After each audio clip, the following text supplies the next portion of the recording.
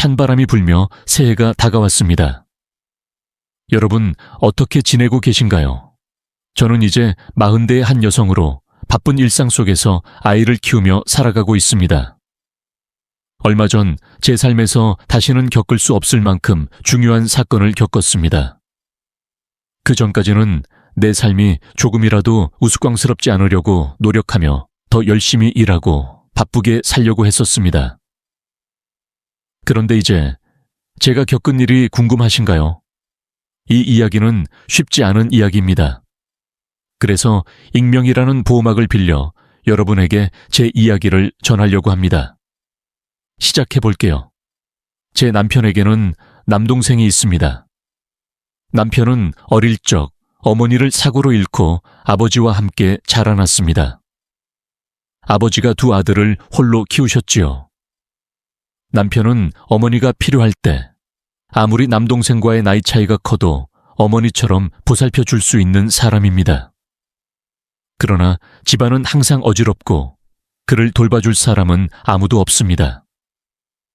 우리는 학교 시절 여러 가지 어려운 상황을 겪었습니다. 더 안타까운 것은 제 시어머니가 사고를 당한 이유가 바로 어렸을 때 제가 간식이 먹고 싶어 울었기 때문이라는 사실입니다. 제 시어머니는 그때 저를 위해 집으로 달려가셨고 그 길에 사고를 당하셨습니다. 이 사고 이후 제 남편은 저에 대한 사랑을 점차 잃어갔고 그 사건이 제 인생에 깊은 상처로 남았습니다. 비록 제가 그를 아끼고 돌보려고 애썼지만 그 사건은 저에게 많은 후회와 아픔을 남겼습니다. 그는 마음속에 끓어오르는 거부감을 숨길 수가 없었다. 남편은 나중에 후회했어요. 하지만 우리는 가족이라 모든 걸 잊어버렸어요. 받아들여야 한다고 말했지만 마음이 너무 약해서 친구가 될 생각조차 할 수 없었다. 게다가 성인이 된 이후에는 남편이 자신에게 다가가는 것도 어려워졌다고 한다. 30세 남편과 함께 당신을 찾아오는 것은 쉬운 결정이었습니다.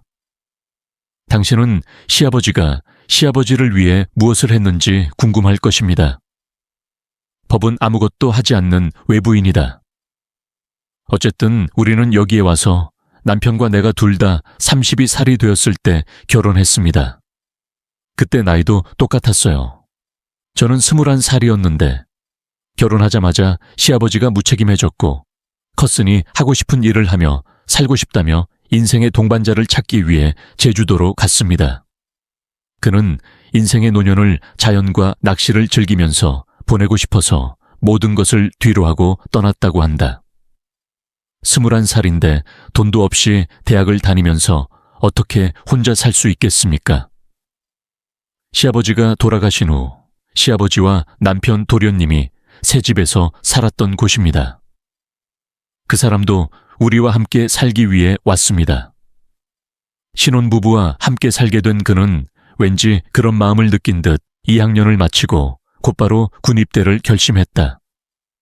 마지막에는 너무 마음이 아팠어요. 정말 불편하네요. 제가 선생님의 의견대로 살 수 있는 상황은 아니지만 선생님께서 아무 이유 없이 군대를 가기로 결정하시고 대신 아내 때문에 행동하신 것 같은 느낌이 듭니다. 얼굴을 맞대고 상관없이 나는 고래와 싸우는 새우와 같습니다. 사람들 말대로 가운데서 주목을 받은 사람은 나뿐인데 군인 친구가 그렇게 해서 마음이 아팠다. 군대에 있는 이유는 형이 있고 시아버지가 제주도에 계시기 때문에 면회 갈 생각이 없기 때문입니다. 그게 하나, 두 개가 겹쳐서 참을 수 없었어요. 길어져서 주말마다 사람들을 방문하기 시작했습니다. 내 남편이 무슨 일을 하는지, 왜 그의 직업이 건물 짓는 일인지 궁금하실 겁니다. 저는 건설안전기술자입니다. 공사 중 자재 운반이나 시멘트 붓는 일과 관련된 일은 아니지만 공사를 할 때 꼭 필요한 업무입니다. 공사장 밖에서는 아무것도 안 하고 일만 봅니다. 그림도 그리고 감독도 조금 하고 커피를 마시며 유튜브를 시청합니다. 일이 편하다고 하는데 실제로는 어떤지 모르겠어요. 하지만 엔지니어 타이틀이 있기 때문에 굉장히 좋은 직업이기도 합니다. 물론 시험이 너무 어렵고 경험도 많아야 하기 때문에 시험을 치르는 사람이 많아도 합격하기는 어렵습니다. 남편이 주말에 가끔씩 현장 확인을 위해 불려가서 주말에 혼자 보내는 시간이 꽤 많았습니다. 그때 나는 최소한 당신과 관계를 맺고 이 가족에 통합되어야 한다고 결심했습니다. 윤희 씨 경기도 이천에 있어서 집에서도 멀지 않은 곳에 살고 있고 요즘은 버스로도 갈 수 있는 동네라 일석이조인 것 같아요. 내가 남편에게 주말에 그를 방문하겠다고 처음 말했을 때 남편은 내가 거기에 왜 가는지 물었습니다. 물어보더라고요. 그냥 도련님이랑 친해지고 싶다고 당신이 영벽을 세우는 느낌이라. 도련님이 집에서 편히 못 쉬는 것 같다고 했죠. 남편은 저한테 괜한 짓이라고 제가 꾸준히 설득을 하면서 이야기를 하니까 본인이 동생을 잘못 챙긴 부분이 있긴 있다고 인정을 했어요. 그러면서 도련님이 마음을 열게 되면 자기도 다가가기 좋을 것 같다고 하더라고요. 속으로는 남편이 먼저 출근하는 것이 더 쉬울 거라 생각했지만 훨씬 큰 형에게는 남편이 아저씨 같았기 때문에 관계를 더욱 돈독하게 만드는 디딤돌이 되기로 했습니다. 두 형제의 관계, 내가 그를 방문했을 때 그는 매우 당황스러워 어떻게 해야 할지 몰랐습니다. 무슨 말을 해야 할지, 무엇을 해야 할지 모르겠습니다. 오랜만에 오니까 음식만 가져왔는데 요즘 사람들이 너 앞에서 사주는 건 두세 번 다 먹어준다고 해서 내가 사장된 기분이다. 저를 보고 너무 당황해서 아무 이유 없이 온 줄 알았는데 칼이 있다면 모두를 편안하게 해주기 위해 어떻게든 물을 잘라야 하지 않을까 해서 계속해서 방문하다. 내가 말한 것을 반복하십시오. 군대 생활은 어떤가요? 아무도 나를 괴롭히지 않습니다. 그런 질문도 있는데 군대에 있는 동안 많이 외로웠나 봐요. 내가 자주 방문하고 그의 동반자가 되자 그는 자신의 이야기를 하나씩 들려주기 시작했고 군대에서 있었던 웃기고 억울했던 일들을 모두 고백하기 시작했다. 대여섯 번 정도 만났을 때 그는 멀리서 환하게 웃었다. 그녀에게 달려가 형수를 부르니 나도 진짜 가족이 된 것 같은 느낌이 들었다. 친구, 그전에는 당신이 내게 매우 화를 냈어요. 이제 그 사람은 마치 내가 만나기를 기다리고 있는 사람처럼 행동해서 너무 뿌듯해요. 우리는 할 얘기도 많고 11점이라도 소통이 잘 되고 친구가 될 수 있다. 특히 연애 조언은 세상에서 가장 흥미로운 거잖아요. 나는 당신의 사랑 역사에 대해 계속 읽고 있습니다. 그 기분이 얼마나 신나는지 이루 말할 수 없습니다. 너무 짧아서 처음에는 시간이 어떻게 흘러가는지 보려고 시계만 보았지만 시간이 지날수록 시간이 너무 빨리 흘러서 떠나야만 했습니다. 군대라는 외딴 섬에 살면서 의지할 곳이 필요한 것 같아요. 남편도 시아버지도 믿을 수 있는 사람이 될 수 없어서 후원자가 되기로 했고 처음에는 수락해 주셨어요. 아시스탄트. 그 사람은 사라지곤 했는데 나와 가까워지면 집에 들어와서 시간을 보내고 나와 함께 술을 마시러 나가곤 했다. 아시스턴트 남편은 그의 변화에 놀랐다. 우리는 몰래 가까이 앉아 이야기를 나누었습니다. 비록 남편 주변에서는 어색함을 느꼈지만 우리 둘 다 휴가를 자주 가면서 서로에게 마음을 열었고 농담도 하고 친해지기 시작했습니다. 다행히도 다른 형제들처럼 나도 압도당했습니다. 신혼의 어색한 분위기가 무색할 정도로 우리는 웃음이 끊이지 않는 가족이 됐다. 어느 날 사장님이 술을 마시고 있는 것 같았습니다. 좀 과해서 우리는 울면서 과거에 대해 이야기하기 시작했습니다. 내가 얼마나 슬펐는지 당신은 모를 거예요. 다 말하고 나면 마음이 편해진 것 같지만 그 이야기들은 결코 가볍지 않았다. 남편은 시어머니가 죽은 것이 형의 잘못이 아니라는 것을 알고 있다고 말했습니다. 비현실적이었지만 그는 그것에 대해 화가 난 것 같았습니다. 자신의 잘못이라 생각해서 매번 마음에 부담이 되었다고 했지만 형을 마주하고 그러지 않았다는 걸 증명하는 게 힘들었다. 매우 좋아합니다. 서로 마음속 깊은 원한을 풀어주자 남편과 저는 눈물을 흘렸습니다. 스승님도 울면서 서로 이야기를 나누었고 결국 우리는 함께 울며 새로운 결속을 이루었습니다. 물론 다음날 술에서 깨어났을 때 어색한 순간이 있었지만 남편은 그렇지 않았습니다. 젊은 스승을 먼저 안고 우리의 관계는 상호 이해와 존중으로 발전했습니다. 물론 남편은 제가 시설에 있는 걸 인정하고 정말 고맙다고 하더군요. 그렇게 그는 군대에서 제대됐다. 학교로 돌아왔습니다. 알고 보니 그는 학교 다닐 때 친구들과 어울리고 있었다. 그 또래의 누군가에게 그는 꽤 좋은 학생이었습니다. 공부에 집중해야 할 시간에 아르바이트를 해서 시간을 낭비하는 것은 아닌가 하는 생각이 든다고 말하자 남편은 며칠 동안 고민했다. 그리고 선생님께 전화를 걸었다. 남편 월급도 또래에 비해 매우 높고 남동생도 내가 배려해주기 때문에 잘 챙겨주기 때문에 대학 생활에 책임감을 느낀다. 공부와 일을 동시에 하면서 일석이조를 원하지 않습니다. 너무 고마웠지만 앞으로는 몰래 취업하고 싶어서 최전선에 나가고 싶었어요. 그런데 남편이 워낙 까다로워서 걱정하지 말고 공부에 집중하라고 했어요. 내가 남동생에게 이렇게 많은 돈을 쓸 수 있다는 걸.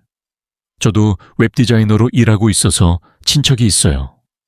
물론 나는 그것을 감당할 수 있습니다. 두 번째로 큰 방은 남편 방이에요. 남편이 공부방으로 사용하고 있어요.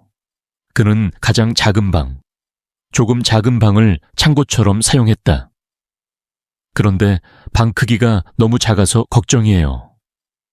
지금까지 군대에서 살아서 집에 있는 시간이 별로 없어서 괜찮을 줄 알았는데 이제 왔어요. 학교로 돌아가서 집에서 많은 시간을 보냈는데 방이 너무 작았어요. 남편은 서재로 사용하던 자기 방을 깨끗이 치워 아기 방처럼 꾸미자고 제안했다. 출근 준비를 위해 가장 작은 방에 머무르는 것은 매우 불편합니다. 어차피 아기가 자랄 때까지는 안방을 같이 자면서 자게 될 테니 이때 안방을 바꾸는 걸 제안합니다. 그 생각을 참을 수 없다고 말했다. 바꿔주는 게 나을 것 같다고 했고 허락이 되자마자 주인에게 방을 바꿔달라고 요청했다. 아마도 그는 그것을 보여주지 않았을 것입니다. 하지만 내가 그를 더 큰 방으로 옮기겠다고 말하자 그는 기뻐했습니다. 그의 취미는 피규어를 수집하고 그리는 것이었고 마침내 장식용 캐비닛을 위한 공간을 갖게 되었습니다. 그는 그것을 좋아한다고 말했다. 아주 작은 일이지만 그 사람이 행복하면 남편도 나도 행복해요. 그런 모습을 보니 내가 너무 어리다는 걸 알고는 몰래 시간제 과외를 지원했다. 임신했는데 조카에게 선물하고 싶어요. 그 동네 명문대학이라 아르바이트도 꽤 많이 한다고 해서 물건을 모아서 나한테 줬다고 하더군요. 남편도 한 번도 받아본 적 없는 시크한 작은 가방. 로고를 보고 깜짝 놀라 받아들일 수 없다며 환불을 요청했지만 꼭 갖고 싶다고 단호하게 말했습니다. 내 말을 며느리가 들었다. 이후 인터넷으로 검색해 아기 키우는데 꼭 필요한 물품으로 구매했고 아기가 입을 젖병 소독기와 속옷까지 준비했다고 한다. 내게 꼭 필요한 물건을 사주시고 웃어주셔서 감사합니다. 이런 행운의 주인을 어디서 만났나요? 저는 한 번도 생각해 본 적 없는 일이라 놀라면서 엄지손가락을 치켜 세웠습니다. 남편이 그 말을 흉내내서 엉덩이를 찔러보고 따라오라고 했어요. 그 가방은 너무 아름답고 소중해서 혹시 달라 보일까봐 가지고 다닐 수가 없어요. 마치 소중한 명품 가방을 포기하듯이 방 한가운데에 걸어두었는데 남편이 참을 수 없어서 어디든 가지고 다닐 수 있도록 가방을 하나 더 사줬습니다. 주인님 덕분에 남편도 함께 있었어요. 나는 결혼한 지 몇 년이 지났습니다. 디자이너 가방도 선물로 받았어요. 저도 임신 3개월쯤 되었을 때 남들처럼 입덧이 극도로 심했습니다.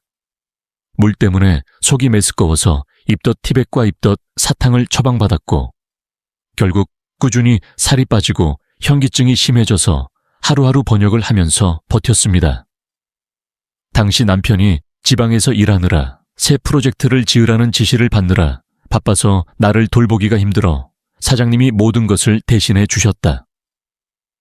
남편은 바빠서 모든 것을 듣습니다.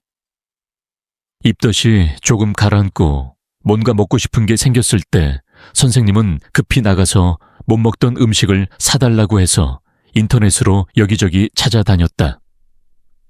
그리고 어떻게든 그를 위해 그것을 얻었습니다. 날이 쌀쌀했는데 수박이 너무 유혹적이라 수박바를 사야 했는데 수박 주스는 어디서 구하셨나요? 그는 그것을 가져와 내게 주었다. 진짜 남편에게서는 느낄 수 없는 애틋한 면이 있다는 것. 바쁜 남편을 대신해 예방접종을 하러 병원에 갈 때에도 출산 후에도 손녀를 향한 사랑은 대단하다. 나와 함께 가세요. 제가 분유와 기저귀가 떨어져서 힘들 때에도 아버지는 저를 위해 사주셨어요. 아이를 키우며 잠도 잘 이루지 못하는 나를 많이 걱정해 주셔서 하루 세끼 밥을 챙겨주셨다. 심지어 그는 나를 위해 슈퍼마켓에서 쇼핑까지 모두 해주었습니다. 같이 나가면 그 사람도 나를 챙겨준다. 사람들이 저를 놀리기도 하고 젊은 남편의 책이 부럽다고 해서 저는 남편에게 다 말했어요. 2시간에 한 번씩 깨어나 엄마 없이 밥만 먹고 싶어 하는 아기를 어떻게 키울 수 있겠습니까? 덕분에 아기 젖병 소독을 한번 할 수 있었습니다. 다행히 다음 학기가 끝났어요. 선생님의 기말고사라 24시간 동안 저와 함께 계시며 녹음을 함께 시청해 주셨어요. 그 나이의 남자가 자기 아이들을 돌보기 위해 무엇을 하겠는가? 그는 어떤 상황에서도 손주에게 해를 끼치지 않기 위해 육아서까지 빌려주었다.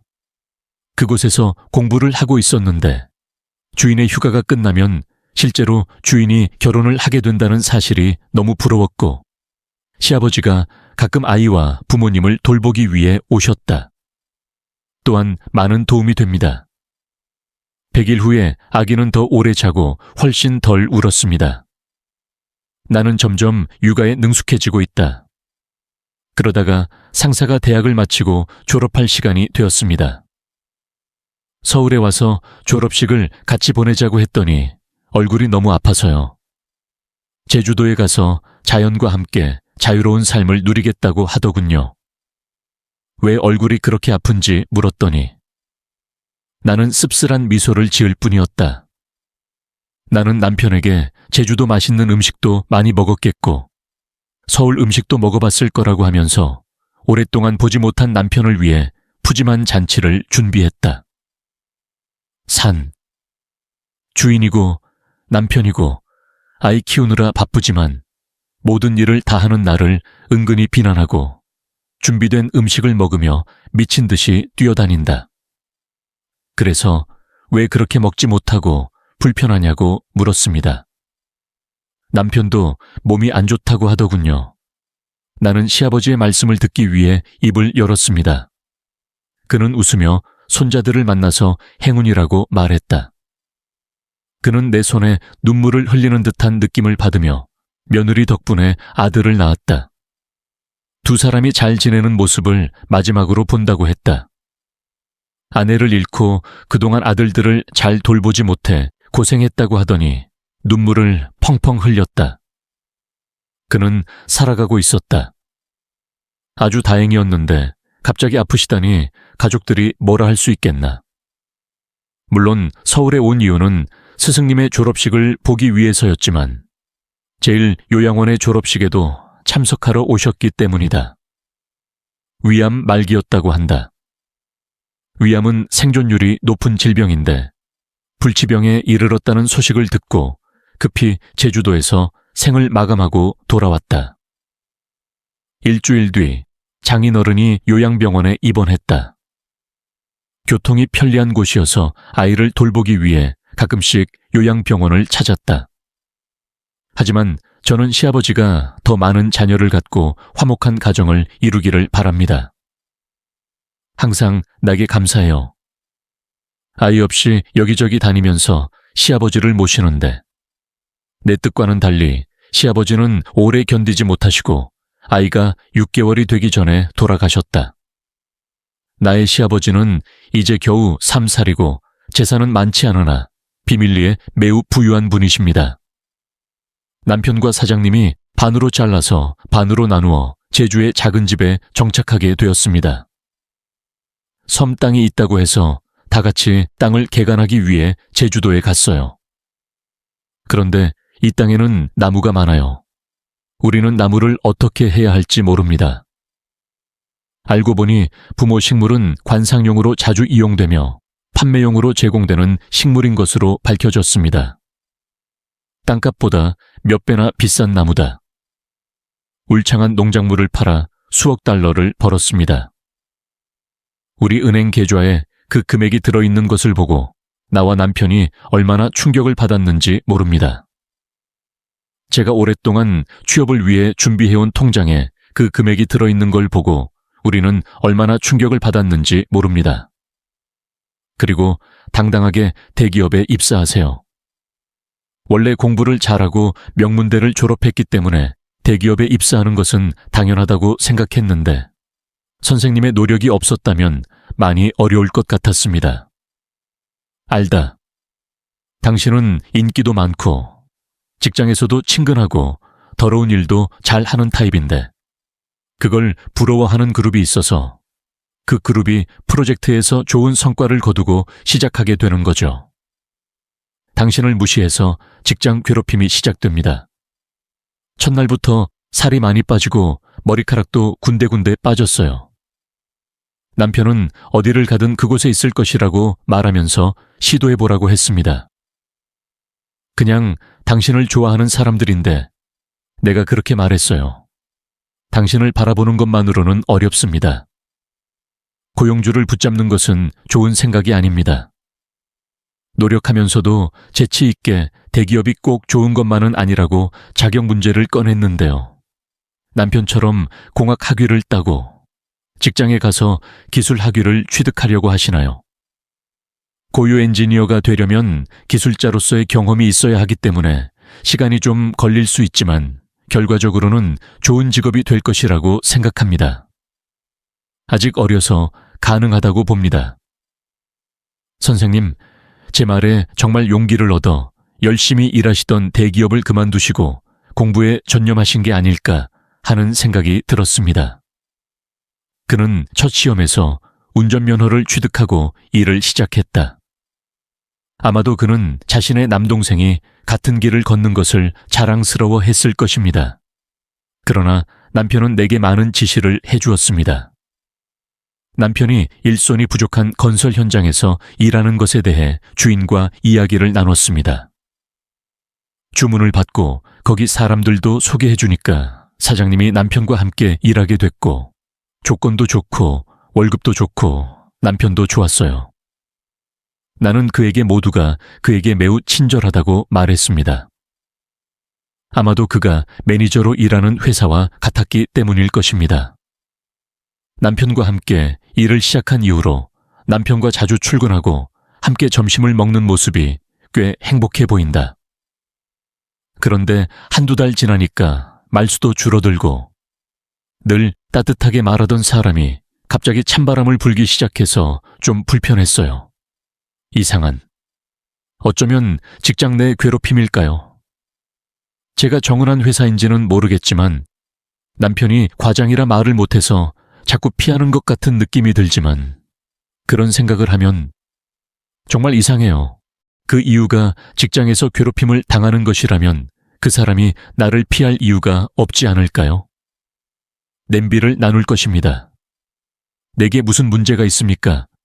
우리는 아직도 잘 살고 있지 않은가? 내 딸도 실망하고 나도 실망할 것이다.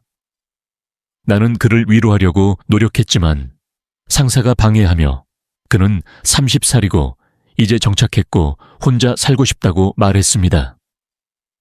딸이 커서 삼촌과 함께 사는 것이 불편할 거라고 하더군요. 몇 년이 지나 초등학생이 되자 아직 어려서 삼촌과 함께 놀지 못하고 울면서 엄마에게 뭐 하실 거냐고 물었지만 엄마 생각에는 할 수가 없었습니다. 주말에도 딸이랑 놀아야 해서 쉬는 시간이 있는데 너 생각날 땐 혼자 자는 게 낫겠다는 생각이 든다. 물어보니 조건이 꽤 좋은 대구에 있는 회사에 취직했는데 아는 사람도 없이 대구로 가서 공부해서 기술자가 되기 위해 차근차근 준비하고 싶다고 하더군요. 대구는 너무 멀다고 생각했는데 아직 기숙사까지 2시간 남았으니 이해하고 동의할 수밖에 없었다. 주인은 서둘러 집에 갈 준비를 했고 내심 의심에도 불구하고 나는 그를 놓아줄 수밖에 없었다. 가다. 나는 그의 어머니가 아닙니다. 그런데 혼자 살기 시작한 이후로 저한테는 연락을 많이 안 하더군요. 문득 왔는데 맨날 자고 공부하느라 바빴는데 내가 어떻게 너한테 무슨 말을 할 수 있겠어. 내 것은 가뭄에 콩나물이 된 것 같아. 어느 날 보고만 할 지경이 되었는데 남편이 갑자기 대구로 출장을 간다고 하다가 주인을 만나며 말했다. 주말에 오니까 같이 대구에 갈까 했는데 일하러 간다고 하더군요. 나는 그에게 오지 말라고만 했어요. 많이 서운했지만 나중에 주말에 따로 간다고 하고 잠시 후 선생님께 전화를 드렸습니다. 만나서 반가워요. 맛있는 음식을 먹었습니다. 라고 대답했더니 느낌이 엄청 강했어요. 남편이 대구에 있었어요. 간도 몰랐던 것 같은 느낌이 들었다고 할 수 있겠네요. 그래서요. 왜 모르겠어요. 내가 대구에 왔다고 했더니 뒤통수를 맞은 기분이었다. 모른다고 하더군요. 그냥 동생이 대구에 가는지 몰랐다고 하더군요. 물론 그는 일로 바빴지만 그가 변명을 하고 있다는 것을 누가 봐도 알 수 있었다. 그때부터 집에서 하던 웹디자인 작업도 볼 수가 없게 됐어요. 나는 내 아이들이 그것을 짓밟는 것을 원하지 않습니다. 자고 있는 동안 휴대폰으로 확인했는데 다 지워졌네요. 메시지, 카카오톡, SNS 등은 없습니다. 그것이 무엇인지 아시나요? 카드사에서 보낸 문자까지 모두 삭제했다. 그래서 남편이 집에서 사용하는 컴퓨터에 공인인증서를 설치해 두었던 기억이 나네요. 그래서 카드사 홈페이지에 접속해 봤습니다. 나는 명세서를 확인하기 시작했다. 인쇄할 때 제가 어떤 정신에 빠져 있었는지 정말 모르겠습니다. 경기도 호텔 카드 사용에 대해 안내 드립니다. 모텔, 호텔, 영화관 등의 기록이 있습니다. 내 손이 떨렸다. 나는 즉시 상세에게 전화를 걸어 모든 것을 솔직하게 말하라고 말했습니다. 그런 다음 나는 모든 것을 알고 있으며 남편이 호텔에 가서 바람을 피우는 것에 대해 모든 것을 알아냈다고 말했습니다. 나 사장은 깊은 한숨을 쉬었다. 그때 나는 그에게 모든 것을 말했습니다. 내 남편은 정말 바보입니다. 그는 남편이 추천한 회사에 다니던 중 자신과 회계사 사이에 이상한 일이 벌어지고 있다는 사실을 알아차렸다. 남편이 괜찮은지 살펴보더니 그들이 바람을 피우고 있다는 것을 알게 되었습니다. 그녀는 구타당하고 화가 나고 싸웠지만 남편이 알아서 하겠다고 하자 남편은 누나와 바람 피우다 들키면 민망하니까 집에서 나가라고 했다. 얼굴을 볼 때마다 그 고립감이 생각난다고 하는데 형수에게도 미안한 마음이 들지 않나요? 그가 나에게 충실할 수 있도록 내게 이사를 가라고 했다고요. 그 사람은 내게 말을 걸 수도 보여줄 수도 없었고 너무 긴장해서 나를 피하고 집에서 멀리 떨어져 살았다. 아직 정리가 안 된 것 같습니다. 그 격리구역? 그 아가씨는 직장을 옮기면서 파티에서 찍은 사진을 내게 보내주었다. 그녀는 아주 어리다. 그는 내게 남동생과 이혼할 생각이 있느냐고 물었고, 그녀는 이혼할 예정인데 어떻게 같이 살겠느냐고 물었다. 그래서 그녀는 그게 더 낫다고 말했습니다. 형수가 나와 이혼하기로 결정했습니다. 그녀는 한결 마음이 편해졌다며 함께 바람을 맞으러 나가자고 했다. 계획을 세워 남편에게 이번 주말에 또 출장을 가고 이번 주에는 남편과 함께 나가겠다고 몰래 말했다. 집에 놀러 갈 생각 있냐고 물었고 몇 시에 집에서 나올지 말했더니 남편이 너무 신나서 포항이 근처니까 대구도 보고 바다도 보러 가자고 하더군요. 나와 함께 아기를 낳고 오랜만에 삼촌을 만나게 해주세요. 며칠 동안 나를 찾아오겠다고 했는데 그건 너무 무리한 소식이어서 그냥 이해하겠다고 했고 주말에도 그랬다. 다가가서 친정에 아기를 맡기고 서울역으로 가는 나를 배웅하는 남편에게 미소를 지었다. 사장님을 만났습니다. 사장님이 집 앞에 렌트카를 주차해놔서 볼 수 없었고 불을 켜서 아내가 들어오는지 남편이 나가는지 확인했습니다. 아주 화려한 옷을 입고 머리에 무술을 쓰고 나왔습니다. 남편의 차를 쫓으면서 가끔 사진과 영상을 찍어 증거물을 남기기도 했습니다. 그녀는 이 씨도 만날 것이라고 말했다. 영화관의 마스터. 그냥 나와 호텔 가는 모습을 제대로 영상으로 찍어두는 게 좋겠다고 생각했는데 이런 미친 것들이 우리 집에 침입하고 있다. 그런데 우리 집은 아파트가 아니고 옛날 집이라 그런 게 있었어요. 전용 외부 계단은 세탁실로 연결됩니다. 만일의 경우를 대비해서 항상 열쇠를 가지고 다니다가 그날은 우연히 열쇠를 사용하게 됐어요. 그날이 왔다. 문을 살짝 열고 그 안에 숨어라. 세탁실이 주방과 연결되어 있는데 거실에서 소음이 들리네요. 남편과 바람피는 여자가 신나게 돌아다니고 있었습니다. 우리는 정말로 호텔로 돌아갈 필요가 없었습니다. 우리는 집에 있을 수 있어요. 호텔에 갈 필요가 없습니다. 불안한데 우리 집에 오고 싶어. 아내가 대구에 가는데 오늘 집에 안 오니까 아내는 너무 걱정하지 마세요. 제가 그 주인님한테 바람 피운 게 아니거든요. 당신 집에 살았더라면 더 완벽했을 텐데 당신과 내가 너무 늦게 만났어요. 떨면서 분노를 참는데 주인분이 녹화를 하고 계셨어요. 사건 전체를 전문가답게 영상으로 담아냈습니다. 좀 더 안정감을 느끼니 좀 더 참고 견디며 결정적인 증거를 잡아야겠다는 생각이 들었습니다. 하지만 그는 그의 남동생이 우리가 바람을 피우고 있다는 것을 알았다고 말하지 않았습니다. 오늘 가서 말하면 안 돼. 대국에. 내가 떠난 이유는 우리의 상황을 알았기 때문이다. 형수의 마음을 상하게 하고 싶지 않다면 조용히 하라고 했습니다. 나는 그것을 해결하기 위해 당신과 협력할 것입니다. 한 번은 내가 대구에 살자고 했더니 아무 말도 없이 떠나버렸다. 그런데 왜 내 말을 듣나요? 무슨 일이야? 야, 내 남동생이 우리 엄마를 먹었어. 어머니가 돌아가신 후에도 그 빚은 남을 것입니다. 뭐 예전에는 그런 일이 있어서 신경 쓰지 않았는데 혼자 보는 사람들이 이용하기 쉬우니까 그냥 놔뒀어요.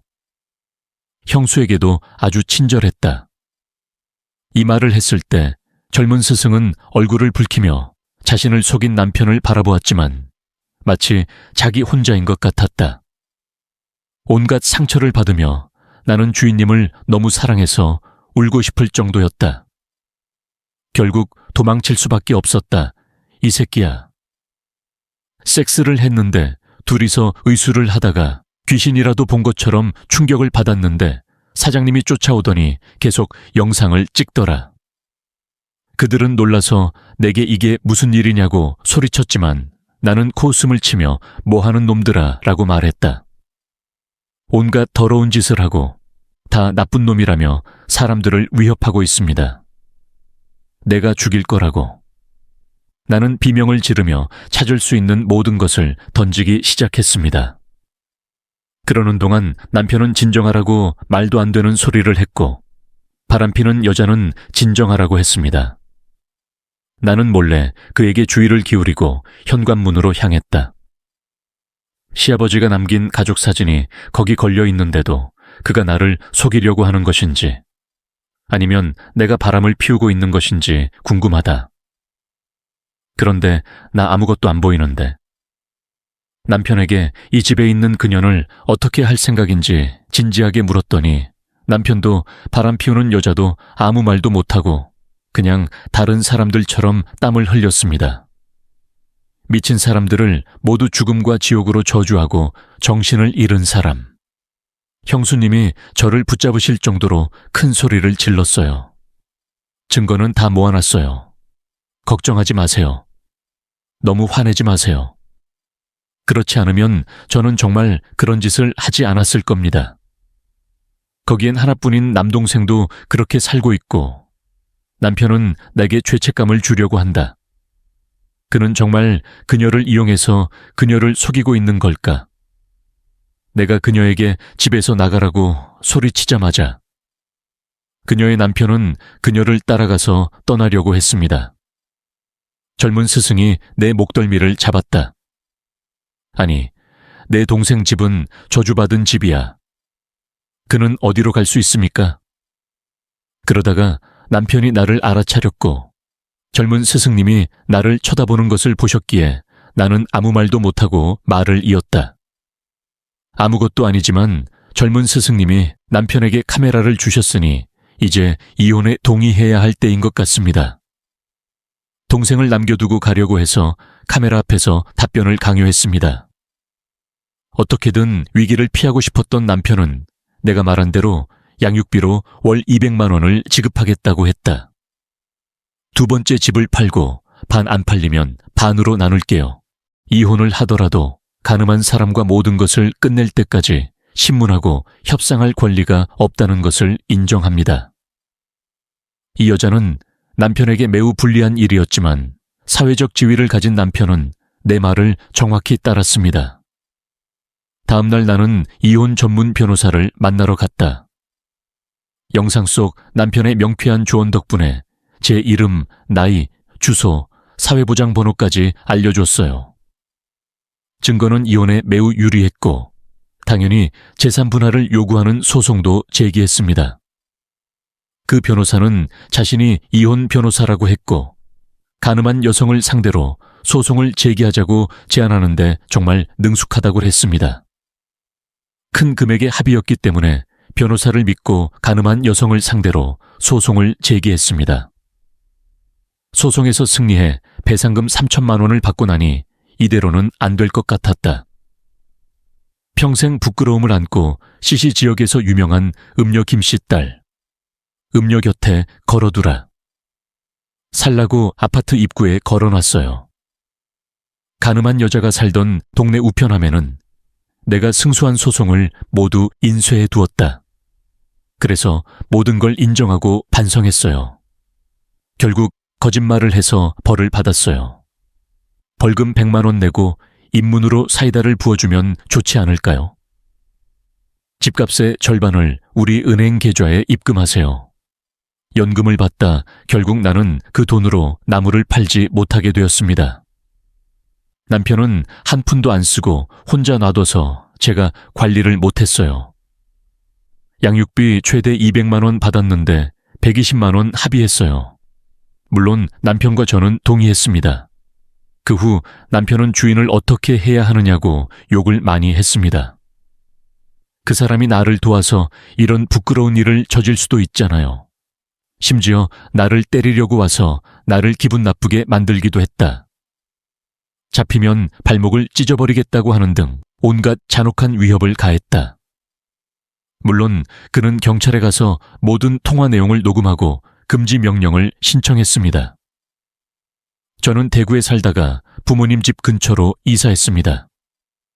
남편과 살던 집에서 짐을 다 싸서 부모님과 함께 이사하게 되었는데 나중에 돌아와야 한다는 생각에 너무 수치스럽고 죄책감이 들었습니다. 이혼. 하지만 요가에 대한 도움이 필요했기 때문에 이런 결정을 내릴 수밖에 없었습니다. 근처에 정착한 뒤에도 내게 계속해서 요청을 해왔다. 그들은 내 딸의 교육을 지원하고 싶다고 말했습니다. 유산을 받았으니 생활비도 충분하다고 하더군요. 대학 등록금부터 용돈을 줘서 취업하는 것까지 모든 것에 대해 그렇게 물어보셨습니다. 은혜를 갚고 싶어서 그런 말을 하지 말라고 하셨죠. 앞으로는 내 마음속 모든 것을 솔직히 털어놓겠다고 결심했습니다. 가끔은 조카에게 용돈을 주거나 술 한 잔 사주시면 정말 감사하겠다고 하시더군요.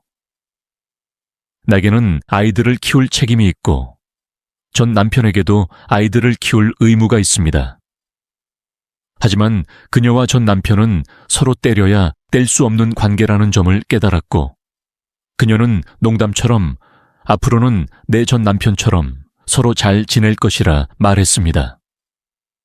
하지만 그 모든 일이 시작된 것은 바로 간통죄로 고소를 당하면서부터였습니다.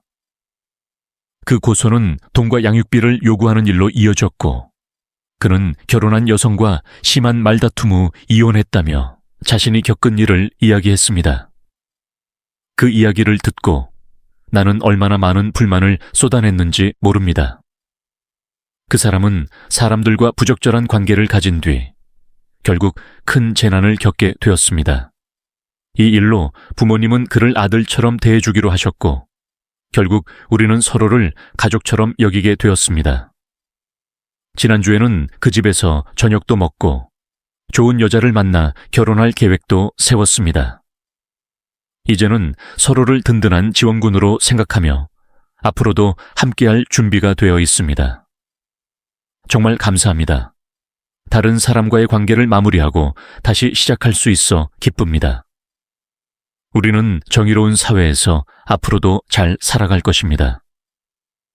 이 이야기를 들어주신 모든 분들께 감사의 말씀을 전하고 싶습니다.